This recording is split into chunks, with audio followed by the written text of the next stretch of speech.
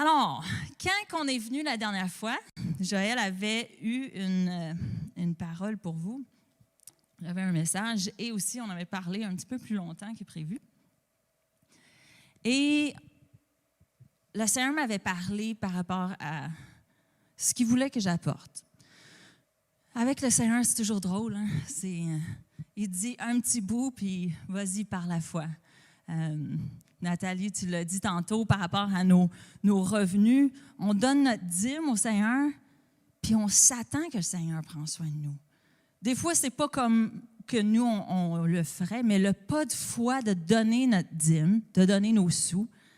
Mais c'est la même chose avec quand le Seigneur nous parle. Il nous dit des fois juste une consigne ou une information, et il y a un pas de foi à prendre, puis il se révèle. Et le Seigneur m'a dit de vous partager ce matin l'histoire des 10 vierges. Fait que j'aimerais ça juste vous le lire. Je vais vous le lire paraphrasé, fait qu'on ne pourra pas le mettre à l'écran, mais je vais vous le lire paraphrasé parce que c'est de la version Passion Translation. Et on va commencer comme ça. Alors, quand le temps de mon retour viendra, le royaume des cieux sera comparé à 10 vierges qui ont pris leur lampe d'huile et sont allées à l'extérieur pour rencontrer le marié. 5 d'entre elles étaient folles et mal préparées, car elles n'ont pas amené de l'huile supplémentaire dans leur lampe. 5 d'entre elles étaient sages, car elles avaient des fioles d'huile supplémentaires pour leur lampe. Lorsque le marié n'est pas venu à l'heure attendue, ils se sont tous endormis. Soudainement, dans le milieu de la nuit, ils ont été réveillés par un cri qui disait « Lève-toi, le marié est ici, viens avoir une rencontre avec lui. » Alors, toutes les vierges se sont levées et ont taillé leurs lampes. Les vierges folles avaient presque plus d'huile et ils ont dit aux sages « Partage avec nous ton huile, parce que nos lampes vont s'éteindre. » Et les sages leur dirent, « On ne peut pas, on n'en a pas assez pour nous. Allez en acheter pour vous-même. » Alors les 5 filles sont parties acheter de l'huile, et à ce moment-là, le marié est apparu. Ceux qui étaient prêtes et dans l'attente sont rentrés à l'intérieur avec lui à la fête du mariage, et la porte fut barrée. Plus tard, les 5 vierges folles sont arrivées en courant à la porte en disant « Seigneur, Seigneur, laisse-nous entrer. » Mais il lui dit « Allez-vous-en, je ne vous connais pas, je vous assure, je ne vous connais même pas. Voici la raison pour laquelle vous devez rester éveillés et alertes, car vous ne savez pas le jour et l'heure que le marié va revenir. » Je vais juste lire aussi, ça c'était dans Matthieu 25, 1 à 13. Je vais vous lire aussi dans Luc. Excusez-moi. Luc 12, versets 35 et 40 dit « Mettez une ceinture à votre taille et tenez vos lampes allumées. Soyez comme des hommes qui attendent que leur maître revienne des noces, afin de lui ouvrir dès qu'il arrivera et frappera. Heureux ces serviteurs que le maître à son arrivée trouvera éveillés. » Est-ce qu'on peut juste pencher nos têtes et prier? Seigneur, je te remercie pour ta présence qui est ici ce matin, qui agit dans nos cœurs, qui transforme nos pensées, qui nous propulse, Seigneur. Propulse dans ton plan, propulse dans ta destinée. Ce matin, Seigneur, on te dit oui. Juste viens, agis en nous. Dans le nom de Jésus. Amen. Alors, ma question pour vous, c'est quoi de l'huile? C'est quoi l'huile représente? Fait que là, je veux des réponses. Ceux qui sont en ligne, vous pouvez écrire un commentaire. Peut-être que Mathieu va vous répondre. Et ceux qui sont ici dans la salle, selon vous, il n'y a pas vraiment de mauvaise réponse. Fait que je ne suis pas le genre de prédicateur piège là, qui « Non, tu n'as pas raison. Non, tu n'as pas raison. » Alors, c'est quoi pour vous l'huile? Ça représente quoi selon vous? Quelqu'un? Notre foi et notre cœur. Le Saint-Esprit.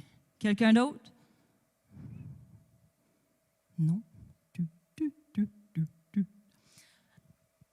Alors, j'ai posé la question à plein de personnes parce que je voulais savoir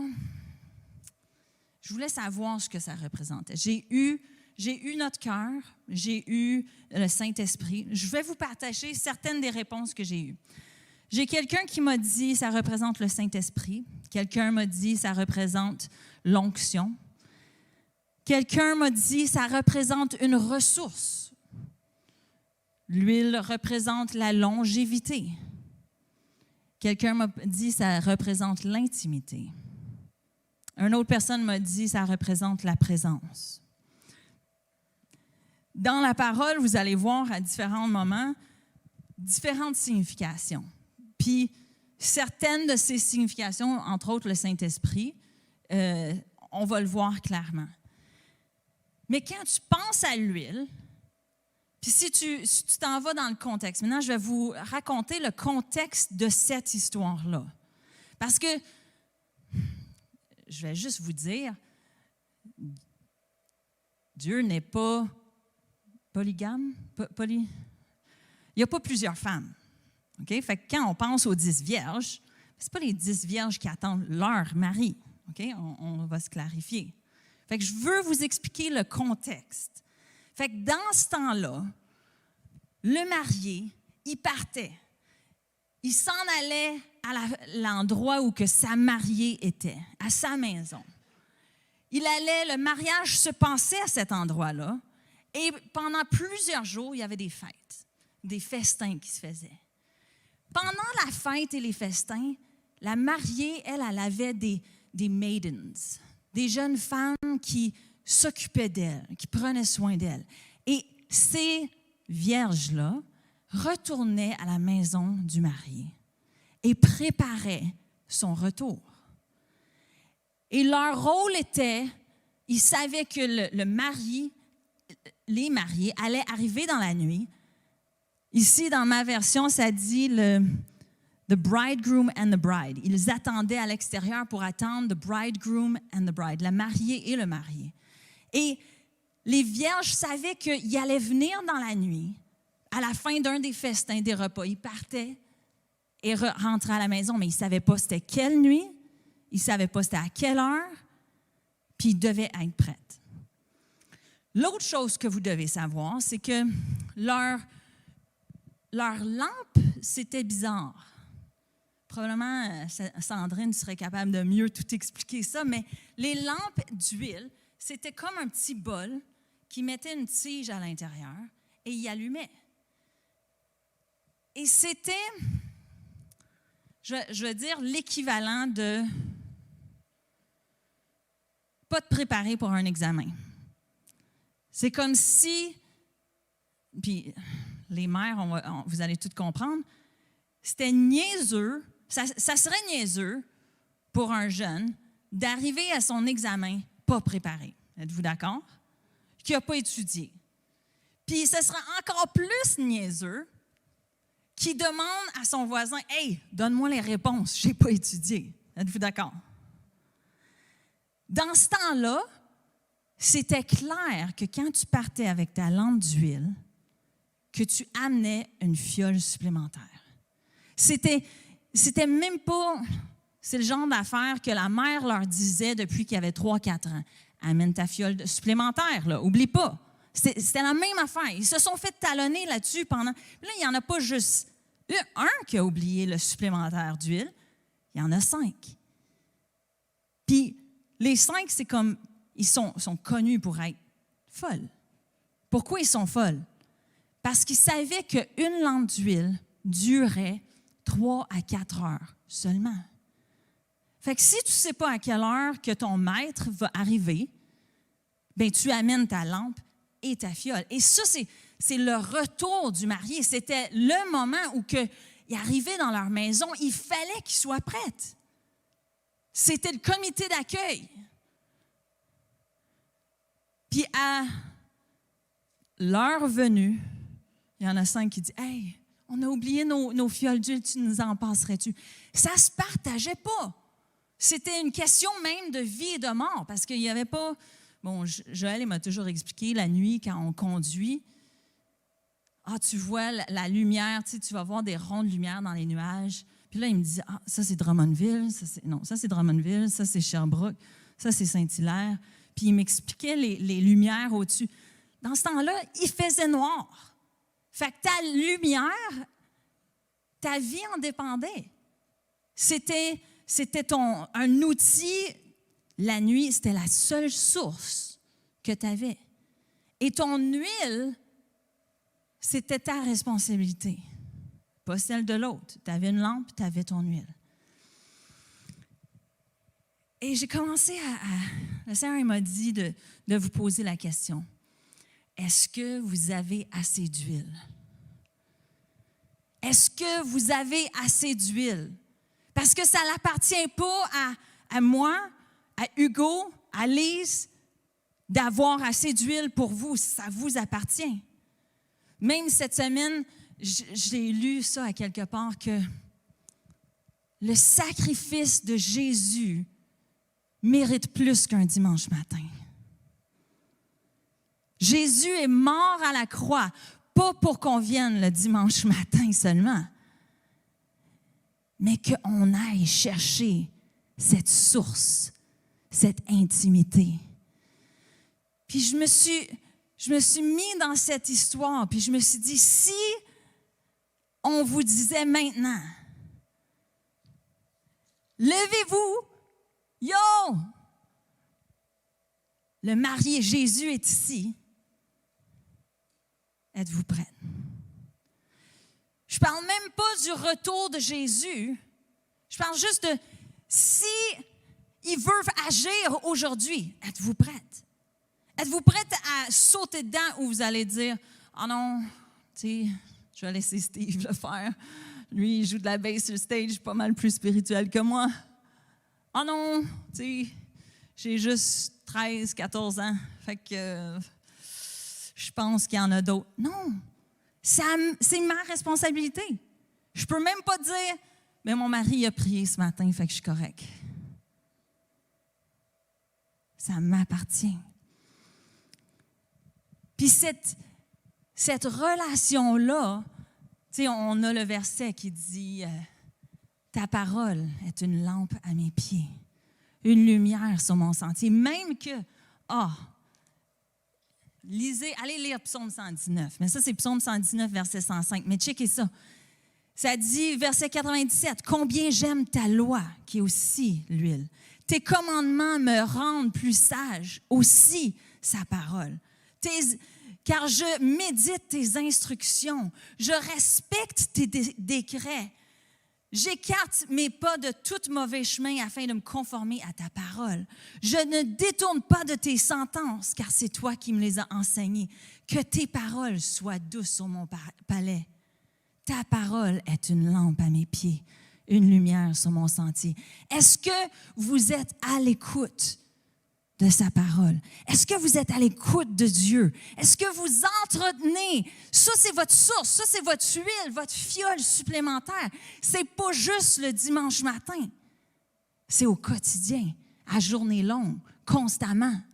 Ça m'appartient. Puis le Seigneur a commencé à juste me faire... Même Émilie, elle m'a dit, maman, ce matin, parce qu'elle m'a dit cette semaine, tu prêches sur quoi? Puis j'ai dit sur l'huile. Elle dit, j'ai juste une toune d'huile dans ma tête. Mets de l'huile dans ma lampe, rends-moi bouillant, bouillant, bouillant. Mets de l'huile dans ma lampe, alléluia. Hein? Mathieu est prêt à faire son beat. Puis, même ça, c'est erroné comme toune. Vous allez dire, oh non, c'est ma théologie est basée là-dessus, Anna. Mais non, c'est pas mets de l'huile dans ma lampe. Dieu ne mettra pas de l'huile dans ma lampe. C'est à moi de mettre de l'huile dans ma lampe. C'est à moi d'entretenir mon huile. C'est à moi de lire ma Bible. Moi, une de mes inspirations dans cette église, c'est Lise et Gérard. Oui. Écoute, depuis que je les connais, ils lisent leur Bible ensemble, ils prient ensemble, peut-être pas, je ne sais pas leur routine, je ne sais pas si... mais je sais que quand on faisait de la prière ici les mardis matins et que Lise sortait avec ses petits papiers, je savais, OK, Anna, sois à l'écoute, parce qu'elle, elle a entretenu son huile. Elle va venir partager quelque chose qui la ressource. L'huile, c'est notre source pour la longévité. L'huile, c'est notre source pour la longévité. Vous savez, Joe et moi, depuis qu'on est partis à temps plein avec le GU, on répète une phrase. Je vais voir. Est-ce que quelqu'un sait c'est quoi cette phrase-là? 2 morceaux de robot. Le feu, c'est la clé, c'est ça. Mais est-ce que je peux vous dire que tout feu a besoin de carburant? Le feu, c'est la clé, mais le feu prend du carburant, de l'huile, un sacrifice, du bois, quelque chose pour l'alimenter. Dans Nombre 6, Dieu a dit, je vais allumer le feu. Je ne me rappelle pas c'était sur quoi. C'était-tu de la lampe? Sur l'autel? Sur l'autel. Mais il a dit, c'est au prêtre d'entretenir, de soutenir cette huile pour qu'il ne s'éteigne pas. Dieu a allumé chacun de vos feux, mais est-ce que vous l'entretenez? Est-ce que vous l'alimentez? Est-ce que vous y mettez, vous allez chercher? J'ai tellement aimé le temps de louange ce matin parce que on chantait « Tu es digne de louange ». Puis, on rentre dans sa présence et on se donne à fond à reconnaître qui il est. Mais quand je rentre à la maison, est-ce que je le fais aussi? Maintenant, super intéressant. Fait que si je dis l'huile, c'est une source. Mais l'huile aussi change notre perspective. Puis là, c'est ici que je veux vous partager un autre.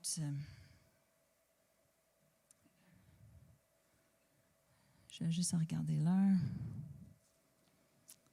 Je veux vous partager un autre endroit où on a de l'huile. L'huile, c'est aussi une onction. Quand je lisais, ça c'est dernièrement, je lisais l'histoire de David et Goliath. J'ai toujours aimé cette histoire-là, puis je me suis toujours dit, je ne prêcherai jamais sur David et Goliath parce que ça a tellement tout été dit. Et voilà, je commence. David était le 8e de 8 enfants, le plus jeune de 8 enfants. Et à un moment donné, Samuel est arrivé à la maison et il a dit,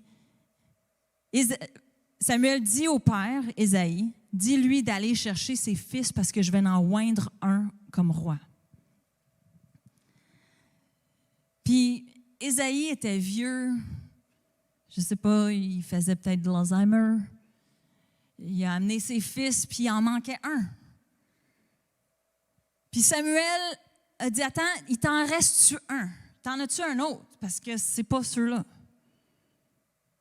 Ça a dû prendre la foi de la part de Samuel, juste dire ça. Tu questionnes un père. J'ai vu que tu avais 2 enfants ce matin, Hugo. Et t'en as-tu un autre, par hasard? C'est une drôle de question. Mais David est arrivé des champs, puis il dit ceci. L'Éternel dit à Samuel, c'est dans 1 Samuel 16, « Lève-toi, verse de l'huile sur lui, car c'est lui. » Et Samuel prit la corne d'huile et le consacra par onction au milieu de ses frères. Et l'Esprit de l'Éternel vient sur David à partir de ce jour et par la suite. Selon ce que j'ai fait comme recherche, David, à ce moment-là, avait entre 12 et 15 ans. Fait qu'il était très jeune. Genre que, je peux imaginer un petit Mathéus aller dire à ses frères, « Ah, c'est moi qui ai été loin. » Mais David, il a été oint comme roi devant ses frères, puis renvoyé dans les champs avec les moutons. Puis, ce que je trouvais drôle, c'est que dans les champs, il a entretenu sa relation avec Dieu. Et pourtant, il n'y avait pas de Bible. Fait que comment il a fait? Puis je vous pose cette question-là parce que souvent, on pense, ma relation avec Dieu, c'est le matin quand je lis ma Bible. Ça en fait partie, définitivement. Mais ce n'est pas juste ça, parce que David, Paul, Pierre, il n'y avait pas de Bible excepté lorsqu'ils allaient dans la synagogue ou dans le temple. Quand on leur lisait les Écritures, quand ils mémorisaient. Fait que quand tu lis le psaume 119, puis que tu entends David qui dit « Ta parole, tes décrets, tes instructions, c'est ce que tu m'enseignes », de quoi est-ce que David parlait? David était un jeune ado il allait retourner dans le champ après avoir été oint comme roi. Il retourne dans le champ. Mais souvent, nous, on se fait oindre comme roi ou on se fait prophétiser quelque chose, puis on se dit, je ne devrais plus retourner dans le champ. Seigneur, t'as une minute. Tu m'as appelé, désolé Mathieu, c'est trop facile. Tu m'as appelé au Canada. La mer morte devrait s'ouvrir. Le rôle devrait, je devrais avoir mon propre disque. On a des attentes, puis on a un processus. Mais ce que le Seigneur dit, c'est, hey, retourne dans le champ, puis entretiens ton huile, entretiens ta relation avec moi, entretiens ma présence. Viens dans ma présence, viens être à l'écoute de moi. Et ça commence dans sa présence et ça finit dans sa présence. Dans sa présence, tout peut se faire. Dieu guérit, Dieu transforme, Dieu agit, Dieu nous parle. Ça commence dans sa présence, ça finit dans sa présence. Des fois, on pense que les gens du monde, les choses comme sa présence, ça va les faire peur. Puis la réalité, c'est que nous, on a peur. Mais les gens du monde s'attendent qu'il y ait du surnaturel lorsqu'on parle de Dieu. Ils s'attendent qu'il y ait quelque chose hors de l'ordinaire parce qu'ils sont déjà allés faire du Wicca, puis voir la médium, puis aller... ils sont déjà allés là, puis ils ont vu des choses surnaturelles. Fait que si toi, tu parles de ton Dieu, bien, ils peuvent s'attendre à voir quelque chose de divin. Nous, on a peur. Le Seigneur me disait ce matin, on ne peut pas avoir peur des hommes et avoir la crainte de Dieu en même temps.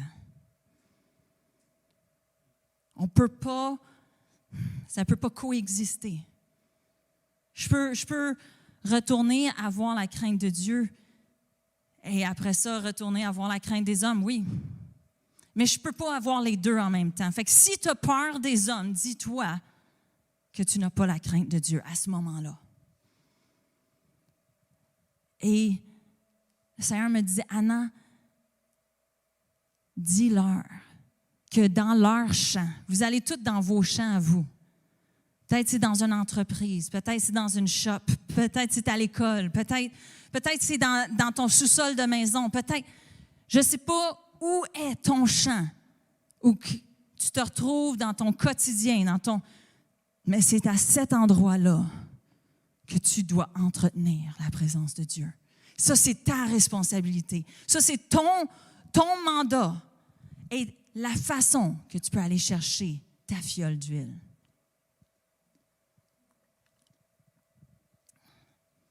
Puis là, on a plusieurs années qui passent et on a Goliath qui arrive. Et pendant 40 jours, Goliath lance un défi aux Israélites. Pendant 40 jours, il se moque de leur Dieu. Pendant 40 jours, il leur dit, envoyez-moi un homme puis on va se battre, homme à homme. Puis celui qui gagne va être l'esclave, les autres vont être ses esclaves. Puis pendant ce temps-là, le père à David, il dit « Hey David, va checker sur tes frères. » Encore, on sait que probablement à ce moment-ci, David avait 16 ans. Pourquoi? Parce qu'à 20 ans, tu devais rentrer dans l'armée. Puis, il y avait seulement 3 de ses frères qui étaient dans l'armée. Fait que, je vais dire qu'il avait 16 ans. Fait qu'on a un jeune de 16 ans qui arrive, puis il entend ce qui se passe. Puis là, il voit la ligne de bataille. Puis tu sais, c'est un jeune, là, il a hâte là, d'aller dans l'armée. Là. Quel gars, quelle fille, moi j'ai voulu aller dans l'armée. Quel jeune n'a pas le goût là, de « Come on, je suis capable, moi, de me battre. » Fait que là, il a 16 ans, puis là, il s'en va écouter. Puis là, il entend ça. Mais le gars, il a entretenu sa relation dans les champs. Puis dans des moments, lui, personne ne le sait, là. Il a tué l'ours, il a tué le lion. Il a arraché, il a protégé ses moutons. Puis il remet ça à la présence de Dieu. Puis là, il arrive devant Goliath, puis je vais juste vous faire voir. Chapitre 17. Ça dit que le peuple d'Israël, en entendant ces paroles du Philistin, tout Israël furent effrayés. Est-ce que ce que tu entends avec tes oreilles dépense ou surpasse ce que tu entends de ton Dieu? Verset 24, ça dit, « À la vue de cet homme, tous les Israélites prirent la fuite et furent remplis de peur. » Est-ce que ce que tu vois avec tes yeux est plus grand que quand tu gardes les yeux fixés sur Dieu? Si vous gardez les yeux sur Dieu, si vous entretenez la présence de Dieu, à vous rappeler qui il est, qu'est-ce qu'il fait, et votre langage s'aligne avec ça, il y a un shift de perspective. Petite anecdote, hier, je suis montée en haut dans ma chambre pour étudier, et mon mari a fait ce que tous les hommes faisaient hier soir, il a regardé le hockey.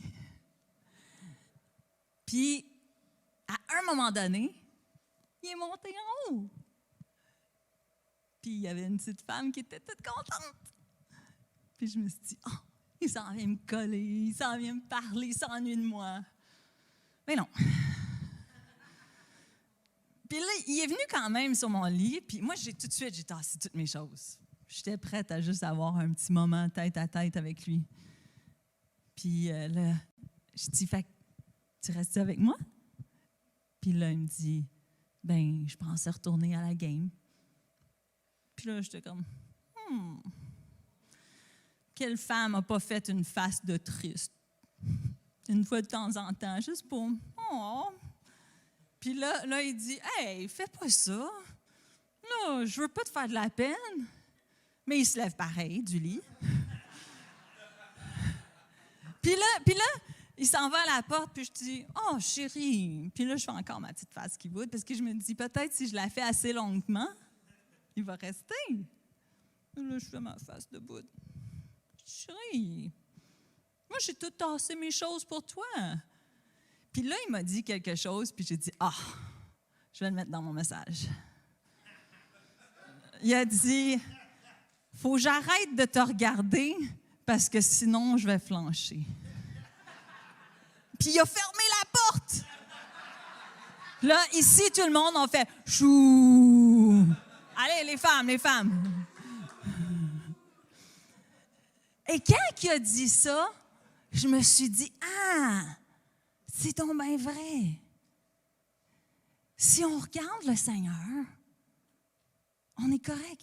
Mais si on regarde les circonstances la manipulation des gens qui nous entourent, si on regarde nos circonstances, si on regarde les issues de notre vie, si on regarde notre portefeuille, si on regarde, c'est là qu'on va flancher. Hey, je refocus sur Jésus. Je ne sais pas si vous savez, mais on n'a pas de salaire de l'Église depuis fin juin. Puis on va embarquer sur salaire avec le GU dans le prochain mois. Puis, on a un budget, mais il faut qu'il dure. Je veux juste vous compreniez, c'est tout par des dons. C'est pas comme si, ici, à l'Église, les gens, ils donnent leur dîme. Puis, sur les dîmes, tu fais un budget, puis sur le budget, tu donnes tes salaires. Mais là, c'est pas ça. Là, c'est des dons. C'est ici un montant, ici un montant. Puis, tu peux pas compter sur rien excepté sur le Seigneur. Puis, c'est facile de dire, OK, je sens que le Seigneur veut qu'on fasse ça, mais ça va coûter 3 000 $. Où qu'on va trouver cet argent-là? Maintenant, tu as ton argent dans le compte, puis tu te dis, je pourrais le prendre là. Mais tu penses à, OK, Joe il dit, on est là 5 à 10 ans. Fait que, OK, si j'ai juste ce montant-là pour 5 à 10 ans, ça fait un salaire de crève-faim. Puis là, c'est soit je regarde ça puis je vais flancher, ou je refocus sur celui qui pourvoit tout. Sur celui qui me dit non, donne-moi le prémisse de tes revenus et moi, regarde si je ne vais pas pourvoir pour toi. Donne-moi ta première paye, puis regarde si je ne te donnerai pas de l'abondance. Puis ça ne ressemblera peut-être pas à ce que moi je pense, mais il va pourvoir. Mais ça vient dans ton intimité. Ça vient dans la présence de Dieu. Puis on a David qui est là puis qui dit, moi, j'accepte pas. Il ne voit pas Goliath. Il y a une image qui existe. C'est un homme, puis il est là, puis il est debout, puis il est comme « Ah! » Puis le son qui sort, c'est 100 fois plus que lui.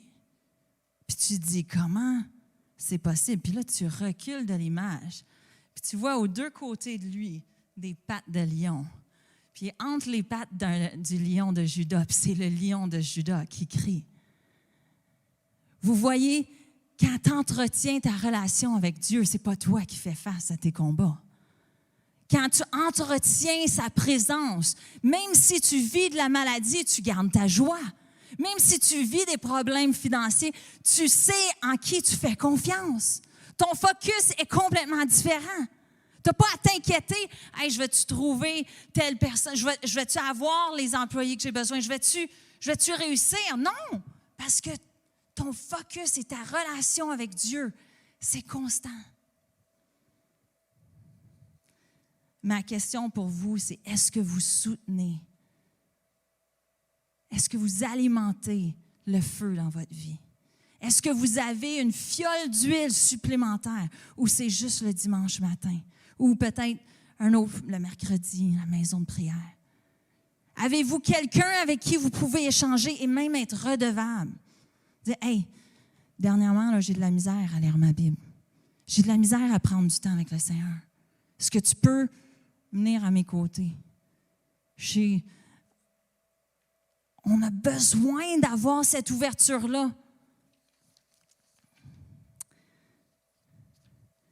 David avait été oint.